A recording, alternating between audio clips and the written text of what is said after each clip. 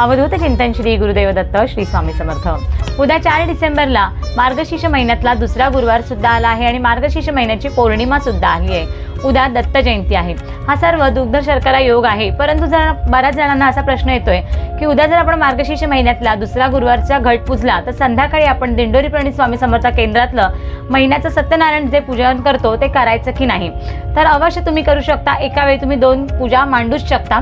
सकाळी आपल्याला आई महालक्ष्मीची जी आपण मार्गशीर्ष महिन्याच्या गुरुवारची सेवा करतो ती करायची आहे आणि संध्याकाळी प्रदोष काळात आपल्याला दिंडोरी प्रणित स्वामी समर्थ केंद्रातली महिन्याच्या सत्यनारायणची पूजा करायची आहे। उद्या दिवसभर पौर्णिमा आहे। सकाळी 8:38 लागते आणि ती शुक्रवारी संपते। त्यामुळे दिवसभरामध्ये तुम्ही ज्याही काही दत्त जयंतीच्या सेवा आहेत किंवा अजून पौर्णिमेच्या ज्या काही सेवा आहेत त्या दिवसभरामध्ये कधीही करू शकता। त्याचबरोबरीने मार्गशीर्ष महिन्यातलं दुसऱ्या गुरुवारची पूजा आणि सत्यनारायणाची पूजा सुद्धा तुम्ही एका दिवशी करू शकता। आणि सत्यनारायणाची पूजा ही तुम्ही केलीच पाहिजे। जर नव्याने सुरुवात करणार असाल तरी सुद्धा तुम्ही या सेवेला सुरुवात करा, कारण आई महालक्ष्मीची आपण मार्गशीर्ष महिन्यामध्ये सेवा करतो। त्याचबरोबरीने तुम्ही विष्णूंची सुद्धा पूजा केली तर तुमच्या घरामध्ये लक्ष्मी अखंड टिकायला नक्कीच मदत होईल। त्यामुळे तुम्ही उद्याच्या दिवसभरामध्ये जेवढ्या काही दत्त महाराजांच्या, स्वामी महाराजांच्या, महालक्ष्मी आईच्या, विष्णूच्या जेवढ्या काही सेवा करता येतील तेवढ्या सेवा मात्र अवश्य करा।